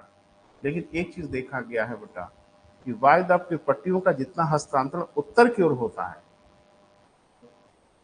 यानी सूर्य, अभी देखो, अभी आपका 21 जून बीता ना, अरे भाई अभी तो बीता इसी महीने में ना, बोल नहीं रहे। 21 जून को सूर्य की किरणें इस पे लंबवत थी, कहां? कर्क रेखा पर। तो अब तो कर्क रेखा ताप विश्वत हो गई ना। अब तो कर्क रेखा ऐसे बिहेव करेगी कि जैसे कर्क रेखा ही विश्वत रेखा हो। आया ना? लेकिन अब सूर्य की किरणें फिर इधर भी तो आ जाएंगी ना बेटा, 22 दिसंबर को। कहा? मकर रेखा पर। अब तो मकर रेखा ऐसा व्यवहार करेगी कि जैसे यही विश्वत रेखा है। बोल नहीं रहे। लेकिन जाहिर सी बात है, विश्वत रेखा तो एक है, तो ध्यान रखना, इसको हम लोग बोलते हैं भूगोल की भाषा में ताप विश्वत। क्या कहते हैं बेटा? ताप विश्वत, थर्मल इक्वेटर। तो विश्वत रेखा तो अपनी ही जगह पे रहती है, लेकिन ताप विश्वत विश्वत रेखा पे हमेशा नहीं रहती। विश्वत रेखा वर्ष में 2 दिन ताप विश्वत भी रहती है। कब कब बेटा? 21 मार्च और 23 सितंबर को। उसके बाद विश्वत रेखा तो अपनी जगह पे ही रह जाती है, ताप विश्वत धीरे धीरे उत्तर की ओर चला जाता है। बोल नहीं रहे। फिर ताप विश्वत धीरे धीरे दक्षिण की ओर चला जाता है। ठीक, ज्योग्राफी में टर्म है थर्मल इक्वेटर। इक्वेटर तो फिक्स रहता है, लेकिन थर्मल इक्वेटर फिक्स नहीं रहेगा। वो किसका पीछा करेगा? वो सूर्य की लंबवत किरणों का पीछा करेगा। क्लियर है बेटा? अब बताइए कि भूगोल में ये देखा गया है कि ये ताप विश्व जितना उत्तर की ओर जाता है, उतना दक्षिण की ओर नहीं जाता। सोच के बता सकते हैं क्यों? बस सिंपल सी बात है। दक्षिणी गोलार्ध में सागर है ना, तो सागर बहुत तेजी से रिस्पॉन्ड नहीं करते ताप को, और बहुत तेजी से रिस्पॉन्ड नहीं करेंगे कि ताप विश्व उतना दक्षिण नहीं जा पाता जितना उत्तर की ओर चला जाता है। बोल नहीं रहते हैं। इसका मतलब है कि वायुदाब की पट्टियों का खिसकाव जितना उत्तर की ओर होता है, उतना दक्षिण की ओर नहीं होता। पता नहीं समझ पाए कि नहीं? क्लियर है बेटा? अब जब तक ये नहीं समझोगे बेटा, हम मानसून आपको नहीं समझा पाएंगे। ये चीज अगर क्लियर आपकी नहीं है तो हम मानसून आपको कैसे समझा पाएंगे? क्लियर है? अब एक बात मुझे बताइए, इस इलाके में कौन से पवन चला रहे थे आप? कौन बोला पछुआ? नाक मत काटो मेरी भाई। इस इलाके में कौन सा पवन है बेटा? पूर्वा है, वाणिज्य पवन है। क्लियर है? एकदम सब मिट्टी में मिला देते हो एक पल में भाई। हम लोगों को तो इतना मजबूत होना है बेटा ना कि सपने में भी गलती ना हो। ऐसे कैसे गलती होगी? मैंने कहा था यही तो पवन है बेटा, यही ना कहा था। कुछ मत याद रखो, बस एक डायग्राम याद रखो, अमर हो आप। ये तो 300 लाइन बोला था याद करने के लिए। तो उस तीन में से कौन वाली लाइन दिख रही है? ये वाली, ये पूर्वा है। ये इसका उल्टा है तो पछुआ हो गया। यही है। बारह, चलो ठीक है, होगी एक दो बार गलती होगी तो सही हो जाएगा, कोई परेशानी नहीं। एक बात बताइए, ये पवन का जो डायग्राम दिख रहा है ये भी तो 21 मार्च का दिख रहा है। बोल नहीं रहे हो? ये भी जो एक इलाका दिख रहा है, ये इलाका तो 21 मार्च और 23 सितंबर का दिख रहा है। जब ये इलाका उठ के यहां चला जाएगा, बोल नहीं रहे, ये इलाका उठ के जब यहां चला जाएगा तो ये भी उठ के इधर चली जाएगी और ये शिफ्ट करके इधर चली जाएगी। बोल नहीं रहे हो? समझ नहीं आ रहा है? जब लो प्रेशर बेल्ट यहां है तो ये ऐसे चल रही है, ये लो प्रेशर बेल्ट ऊपर जब सरकेगा तो ये वाला थोड़ा ऊपर शिफ्ट होगा और ये वाला थोड़ा आगे बढ़ जाएगा, आया ना? और ये वाला जब पूरी तरह से यहां चला आएगा तो इस इलाके में इस पछुआ पवन का प्रभाव हो जाएगा। अरे सॉरी, पछुआ में बोल रहा हूं, पूर्वा का प्रभाव हो जाएगा। और अब पूर्वा इधर वाली उत्तरी गोलार्ध के इस इलाके में चलने लगेगी जिस इलाके में कभी पछुआ पवन चला करता। बोल नहीं रहे? और यही मामला इधर भी होगा। जब ये उठ के इधर आने लगेगा तो उत्तरी गोलार्ध की जो वाणिज्य पवन है, पूर्वा पवन है, ये थोड़ा आगे तक बढ़ने लगेगी। बोल नहीं रहे? भाई एक न एक दिन तो हम रोक के आपको दिखाएंगे ना डायग्राम में, चलायमान चित्र कैसे दिखा दें बोर्ड पे। तो हम एक दिन का डायग्राम तो दिखाए हैं, लेकिन साल भर ये ऐसे नहीं होता, ये ऊपर नीचे आता जाता रहे। क्यों? सूर्य की लंबवत किरणों के खिंचाव के कारण, है ना? अभी हम सब लिखाते हैं बेटा, घबराओ मत, सब ठीक हो जाएगा। कुछ कुछ दिमाग में असर हो रहा है जो हम बोल रहे हैं, प्रभाव हो रहा है। अब एक चीज बताइए कि मानसून हमारे यहाँ कब आता है? हाँ, ऑफिशियल भारत का मानसून आपको पढ़ाएंगे तो ऑफिशियल जो डेट है भारत में मानसून का, वो हम लोग मानते हैं 15 जून से शुरू हो जाता है। जून, जुलाई, अगस्त, सितंबर, 15 सितंबर तक हम मानते हैं। बारिश तो अक्टूबर तक भी हो जाती है। कभी आपने विचार किया कि 15 जून से ही बारिश क्यों शुरू हो जाती है, यानी मानसून की शुरुआत हम लोग मानते हैं? देखो डायग्राम जरा गौर से देखो। सूर्य की लंबवत किरणें चली गई कहां? कर्क रेखा पर। कर्क रेखा भारत के बीच से गुजरती है। कक्षा 6 से रट रहे हो, प्रदेश का नाम हम भी याद किए होंगे, किन किन प्रदेशों से जाती है। तो कर्क रेखा जब भारत के बीच से गुजर रही है उस समय ताप विश्वत और विश्वत रेखा से हटके चली गई कहां? कर्क रेखा पर चली गई। तो पूरा उत्तर भारत गर्म हो रहा होगा। बोल नहीं रहे? अब दक्षिणी गोलार्ध की जो वाणिज्य पवन है ये अब विश्वत रेखा पार करेगी क्योंकि अब उसको आगे बढ़ना होगा। बोल नहीं रहे हो? जब वो विश्वत रेखा को पार करेगी तो कहां घुसेगी? उत्तरी गोलार्ध में प्रवेश करेगी, करेगी ना?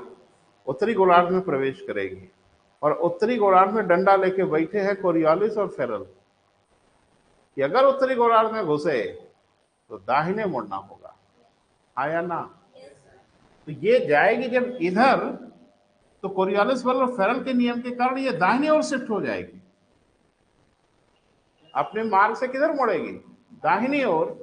और यही जब दाहिनी ओर मुड़ जाती है तो घुसने लगती है भारत की ओर। मैप देखो, ठीक नीचे ही विषुवत रेखा है। जब ये आगे बढ़ेगी तो विषुवत रेखा को पार ऐसे करेगी इस डायरेक्शन में, लेकिन चूंकि ये उत्तरी गोलार्ध में घुसेगी इसको अपने मार्ग से दाहिने मुड़ना होगा। बोल नहीं रहो बेटा? ये जो भारत का इलाका है ये जीरो से शुरू है, 8 से शुरू, 8 डिग्री से है ना, तो 0 तो नीचे होगा ना। जब इसको पार करेगी ऐसे, तो घूमेगी किधर, दाहिने और ऐसे हो जाएगी। इसी को कहते हैं दक्षिणी पश्चिमी मानसून। मानसून काल में जो वर्षा काल शुरू होती है, इसको हम लोग क्या बोलते हैं, दक्षिणी पश्चिमी मानसून कहते हैं। और ये मानसून कुछ और नहीं होता, ये दक्षिणी गोलार्ध की वाणिज्य पवन होती है, पछुआ नहीं, पूर्वी पवन होती है, क्योंकि हजारों किलोमीटर ये समुद्र की यात्रा करके आ रही होती है। देखो, इसके साथ मॉइस्चर होता है, इसके साथ नमी होती है, और जब ये स्थलों पे आती है तो घनघोर बारिश करती है। क्लियर है? अब इसको अस्थाई क्यों नहीं कह रहे हैं, वो थोड़ा समझिए। अब आइए, सितंबर तक आप वर्षा काल माने हो, सितंबर में सूर्य की किरणें कहां होती हैं, फिर आ जाती हैं विषुवत रेखा पर। यानी वह जो ताप विषुवत कर्क रेखा पे था, अब वो लौट के चला आया कहां, विषुवत रेखा पर। अब सितंबर के बाद ताप विषुवत शिफ्ट होगा दक्षिण की ओर, होगा तो वायुदाब की पट्टी भी शिफ्ट होगी दक्षिण की ओर। वायुदाब की पट्टी दक्षिण को शिफ्ट होगी तो हमारे इलाके में फिर हमारे लोग आ जाएंगे। यानी हमारा जो इलाका था, उस इलाके में उत्तरी गोलार्ध की वाणिज्य पवन फिर स्थापित हो जाएगी। यानी जो उसकी जगह थी, उस जगह से शिफ्ट होकर फिर चली आएगी। अब भारत के ऊपर कौन सी पवन चलेगी, जरा गौर से देखो। अब भारत के ऊपर स्थापित हो जाएगी उत्तरी गोलार्ध की वाणिज्य पवन। बोल नहीं रहे हो? अरे नीचे चला आया ना, तो ये चला गया था ऊपर, ये अंदर घुस गया था, तो हमारे ऊपर प्रभाव इसका हो रहा था। अब जब वायुदाब की पट्टी नीचे खिसकना शुरू हुई, तो ये यहां से खिसक के फिर यहां चली आई। अरे भैया, भारत कहाँ है, भारत यही न है, यही न है भारत। अब भारत के ऊपर कौन आ गया, देखो किसका इलाका है ये उत्तरी गोलार्ध की वाणिज्य पवन का इलाका हो गया ना। अब इसको कहेंगे उत्तरी पूर्वी मानसून। इसकी क्या दिशा है, देखो। अरे हद हो गई यार, इसकी क्या दिशा है, इसी को लौटता हुआ मानसून कहते हैं, रिट्रीटिंग मानसून कहते हैं। तो वास्तव में ये है तो वाणिज्य पवन ही, तो कुछ समय ऊपर की ओर चली जाती है, कुछ समय फिर मूल स्थान पर स्थापित हो जाती है। क्योंकि साल भर में इनका 2 बार दिशा परिवर्तन हो रहा है ना, एक बार दक्षिणी पश्चिमी मानसून और एक बार उत्तरी पूर्वी मानसून, और दोनों की दिशा एकदम उलट है। अरे भाई, दक्षिणी पश्चिमी की दिशा यह है और उत्तरी पूर्वी की दिशा यह है। तो इस पवन के मार्ग में साल भर में 2 परिवर्तन हो रहा है ना। परिवर्तन चाहे किसी भी कारण से हो रहा हो, अगर परिवर्तन हो रहा है, कि अस्थायी पवन तो नहीं ही कहलाएगी। इसलिए मानसूनी पवन को हम लोग क्या बोलते हैं बेटा, अस्थायी पवन। ठीक है, तो अब डिटेल में हम नहीं जाएंगे बेटा, यहाँ भारत के भूगोल पे आएंगे ना। अभी एक तो बहुत बड़ी गड़बड़ी आपने करा दिया, उसके लिए मैं रिस्पॉन्सिबल नहीं हूं, क्योंकि मेरे पढ़ाने का पूरा सिस्टम बना हुआ बेटा, वो हमने 20 साल में सिस्टम बनाया है बहुत सोच समझ के। ये मनमाना नहीं है कि आप फरमाइशी कार्यक्रम करो कि सर यही से शुरू कर दो, हम तो कर ही देंगे शुरू, हमें क्या परेशानी है। लेकिन परेशानी यह है बेटा कि हर चीज को पढ़ाने का एक सिस्टम है। इसीलिए पहले हम एस्ट्रोनॉमी पढ़ाते हैं, एस्ट्रोनॉमी के बाद हम पृथ्वी को पढ़ाते हैं, कर्क रेखा, मकर रेखा, विषुवत रेखा पढ़ाते हैं। तब आपको क्लियर होता है कि सूर्य का उत्तरायण किसे कहते हैं और सूर्य का दक्षिणायन किसे कहते हैं। तब इन सब चीजों को आसानी से समझाया जा सकता। अब वो तो गायब हो गया। आप ही ने बाईपास कराया है, आप ही ने कहा था वायुमंडल से शुरू करो, मैंने तो शुरू कर दिया, अब मामला फंस रहा है। हाँ, अगर समझ पा रहे हैं आप तो बड़ा अच्छा है, क्योंकि कभी न कभी मैंने पढ़ाया था, मुझे याद है। तो अगर ये क्लियर हो रहा है तो सब कुछ समझ में आ जाएगा। और नहीं तो आप कहोगे सर आप सीधा पढ़ाना शुरू कर दीजिए हाइड्रोस्फीयर, हम शुरू कर देंगे, हमें क्या परेशानी है। कोरियलिस बल पढ़ा नहीं, फेरल का नियम पढ़ा नहीं, समुद्री धाराएं क्यों घूमेंगी, अब आप समझना, हमसे क्या लेना देना है। इसीलिए पढ़ाई बेटा वो गजल और कव्वाली थोड़े कि सर गजल सुना दीजिए। यहाँ पूरे पढ़ाने का एक सिस्टम बनाना पड़ता है, एक लय बनानी पड़ती है। ताकि आगे जब हम चीज़ों को पढ़ें तो पिछली पढ़ाई उस पर काम आए। इसीलिए मैं भारत का भूगोल नहीं पढ़ाता। पहले दुनिया के विशेषज्ञ टीचर पढ़ाते हो, पढ़ाएं, उनको ढेर सारी बधाई, शुभकामनाएं। मैं इतना बड़ा टीचर नहीं हूं कि सीधे भारत का भूगोल पढ़ा दूं। मैं जब तक विश्व का भूगोल पढ़ा नहीं लूंगा, हम भारत का भूगोल पढ़ा ही नहीं पाएंगे। हम वायदा की पट्टी का हस्तांतरण नहीं पढ़ाएंगे, भारत का मानसून आपको कैसे समझाएंगे? सूर्य का उत्तरायण दक्षिणायन अगर आपको समझाएंगे नहीं, तो फिर हम आपको कैसे बता पाएंगे कि उत्तरी गोलार्ध की वाणिज्य पवन अपनी जगह पे आई, दक्षिण गोलार्ध की वाणिज्य पवन आगे बढ़ गई? हम कैसे समझा पाएंगे? पवन ही नहीं पढ़ेंगे तो मानसून कैसे समझा लेंगे? और पवन तो तब तक नहीं पढ़ेंगे जब तक हम विश्व का भूगोल नहीं पढ़ेंगे। अब दादागिरी करते हैं कुछ टीचर। अब हम तो इंतजार करते हैं कि कोई मिल गए ना मेरे सामने, अगर टीचर जो शुरुआत भारत के भूगोल से करते हैं तो उनको आदमी बना देंगे हम, कि मुझे तो समझा के दिखाओ भारत का भूगोल, बिना विश्व का भूगोल पढ़ाए मुझे समझा के दिखा दीजिए। लेकिन अब बच्चे हैं ना बेटा, 3-5 करके तो कर ही लेते हैं लोग। नहीं करना चाहिए। पढ़ाई का एक सब शेड्यूल है बेटा, उस शेड्यूल से ही आगे बढ़ना चाहिए, और शेड्यूल से आगे नहीं बढ़ोगे तो सब चौपट होगा। अच्छी बात यह है कि आप लोग गिरते पढ़ते पढ़े हैं तो थोड़ा सा आइडिया आपको लग रहा है, कोई बहुत घबराने की जरूरत नहीं है। तो आगे बढ़ो बेटा। मानसूनी कौन हेडिंग बना लिया है? उसमें एक टर्म पहले लिखो, पहले हम उसको डिफाइन करें, बिना उसको डिफाइन के बात नहीं बनेगी। आपकी परीक्षा में सीधे सीधे पूछा है कि ताप विश्वत किसे कहते हैं। 90% हाथ खड़े करते थे। विश्वत रेखा तो पढ़ा है उन्होंने, पढ़ाते समय विश्वत रेखा तो बच्चों के दिमाग में। ये थर्मल इक्वेटर किसे कहते हैं, उनकी बुद्धि गुम हो जाती है, जबकि पूरा का पूरा मानसून का मूवमेंट थर्मल इक्वेटर से जुड़ा है, और ताप विश्वत ही नहीं पता है तो मानसून क्या खाक समझ में आएगा? तो पहली हेडिंग बनाए बेटा, ताप विश्वत।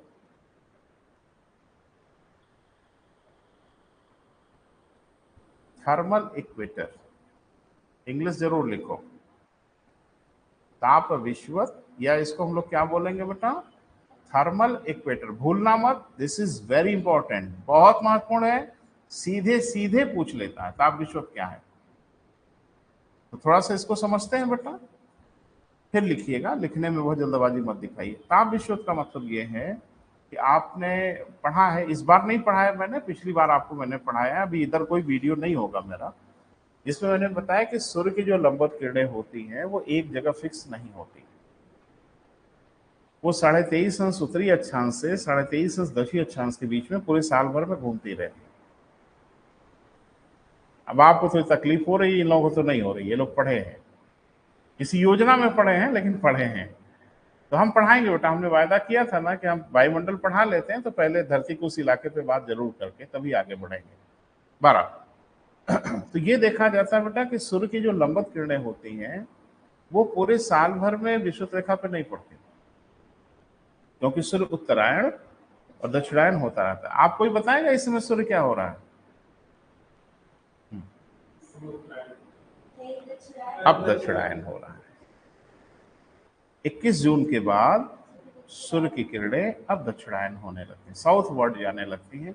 इसलिए अब दिन हमारे छोटे होते जाएंगे, रातें बड़ी होती जाएंगी। जो बड़े दिन होने थे हो चुके, अब डे बाय डे दिन छोटा होता जाएगा।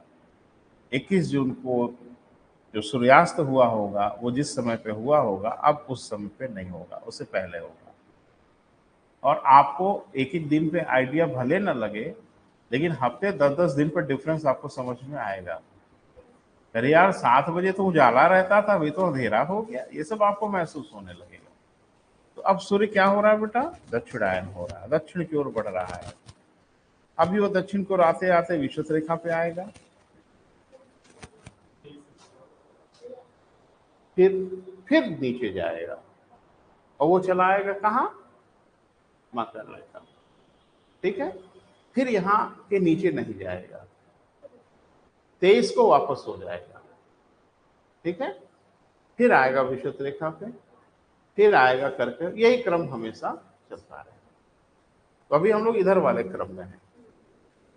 इस क्रम को पूरा किया है, मानसून एकदम चल पड़ा है, कस के मूवमेंट बना लिया है। क्यों? क्योंकि दक्षिणी गोलार्ध की वाणिज्य पवन घुस चुकी है उत्तरी गोलार्ध में। क्लियर है? अब बीच में एक तो साहब आके सब डिस्टर्ब कर दिए ना। अरे भाई, जो साइक्लोन आया वो कहानी गड़बड़ा दिया सब। ये सारा वाहिद आपका तो खेल है। सारा जो मानसून वानसून का मूवमेंट है वो क्या है बेटा, वाहिद आपका खेल है। अब इसी में एक बड़ा खिलाड़ी आ गया, कहा पहले हम खेल लेते हैं, फिर तुम लोग खेलना बच्चे लोग। वो खेला 10-15 दिन तक खेल, तबाही मचा दिया, पूरे वाहिद आपकी पट्टी को ही तहस नहस कर डाला। अब मानसून कोई इधर भाग गया, कोई उधर भाग गया, देख ही तो रहे हो। किसी ने बताया कि 60 साल में पहली बार ऐसा हुआ कि एक साथ दिल्ली और बंबई में बरसात शुरू हो गई। वही सब जिसे कहते हैं ना कि वो भीड़ को खदेड़ दिया, तो कोई इधर भागा कोई उधर भागा। भीड़ तो अपने सिस्टम से चल रही थी, लेकिन भीड़ को खदेड़ दिया मानसून। कोई किधर भाग गया, कोई किधर भाग गया, कहीं कहर बरपा दे रहा है, कहीं एक बूंद बारिश नहीं हो रही। यही सब होगा ब्रिटिश सर्विस इस साल। ये पूरा अरे जुलाई आपका समाप्त हो रहा है, हिंदी के हिसाब से अगले महीने में सावन का महीना आना है। हिंदी के महीने से इसमें आषाढ़ का महीना चल रहा है। आषाढ़ के महीने में चारों तरफ कीचड़ मिट्टी धूल नहीं दिखती है, अभी सड़कों पे धूल दिख रही है ना बेटा। और मुझे लगता है कि अगले ही महीने में आपका सावन का महीना शुरू हो जाएगा। सावन के महीने में झमाझम बारिश और चारों तरफ हरियाली होती है। जुलाई निकल गई, बारिश कहाँ देखा आपने? ये बारिश कहते हैं? अरे ऐसी बारिश तो हमारे यहाँ साल भर होती रहती है, कभी भी हो जाती है, जाड़े में इससे ज्यादा बारिश हो जाती है। तो कुछ तो ठीक नहीं चल रहा है, सब बिगाड़ा है किसी ने, है ना बेटा। चलिए वो सब चर्चा होगी, पहले इसको लिखिए। लिखें, सूर्य की लंबवत किरणें कर्क तथा मकर रेखा के मध्य, सूर्य की लंबवत किरणें किसके किसके बेटा? कर्क और मकर रेखा के मध्य वर्ष भर विचलित होती रहती।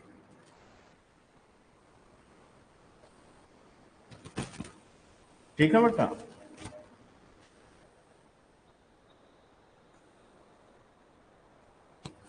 जिस स्थान पर सूर्य की किरणें लंबवत पड़ती हैं उसे ही ताप विश्वत कहते हैं।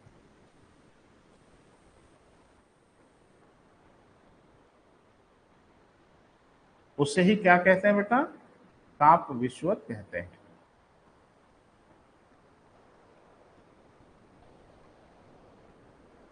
वर्ष में 2 दिन,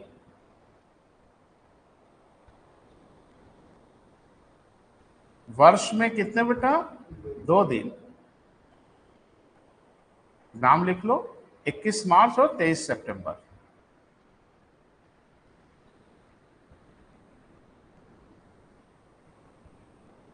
विषुवत रेखा ही ताप विषुवत बन जाती है।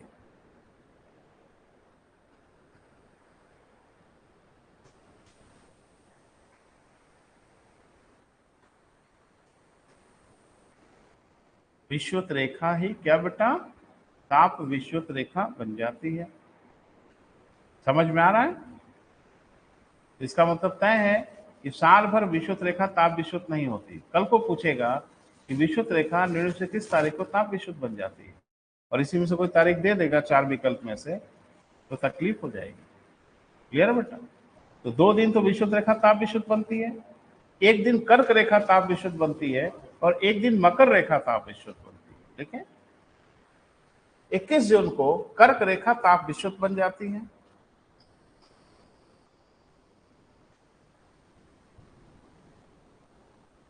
तथा 22 दिसंबर को मकर रेखा ताप विषुवत बन जाती है।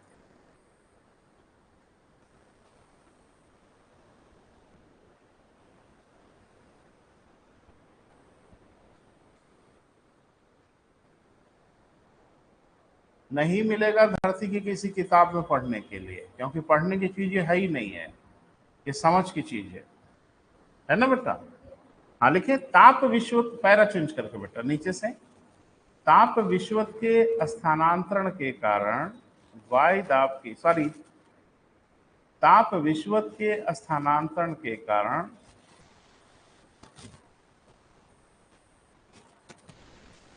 अस्थाई वायु दाब की पट्टियों का भी खिसकाव होता है।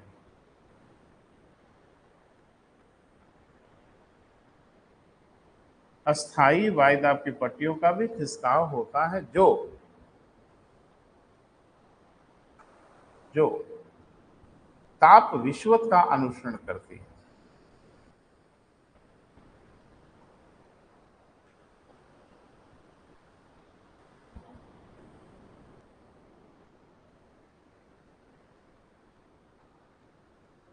ठीक है बेटा, जो किसका अनुसरण करती है बेटा? ताप विश्वत का अनुसरण करती है। क्लियर है बेटा? अब आइए, मानसूनी पवन की उत्पत्ति में लिखें, पैरा चेंज करके, मानसूनी पवन की उत्पत्ति में वायु दाब की पट्टियों का हस्तांतरण, वायु दाब की पट्टियों का स्थानांतरण लिखो, वायु दाब की पट्टियों का स्थानांतरण महत्वपूर्ण होता है।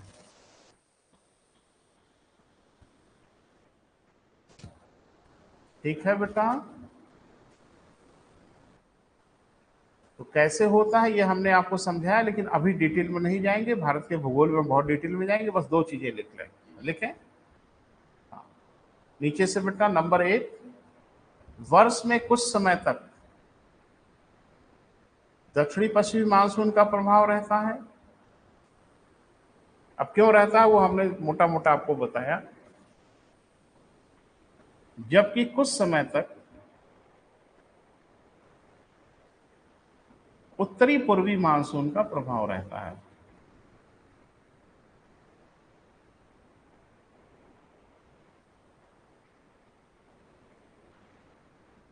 उत्तरी पूर्वी जहां लिखे हो ना, वहीं ब्रैकेट में लिख देना लौटते हुए मानसून का, रिटरीटिंग मानसून कहते हैं, का प्रभाव रहता है। क्लियर है बेटा?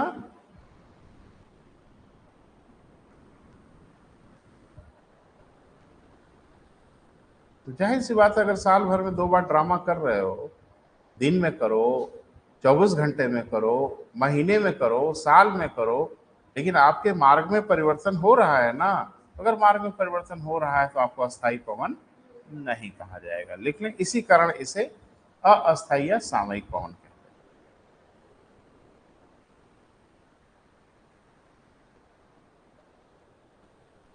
ठीक है बेटा,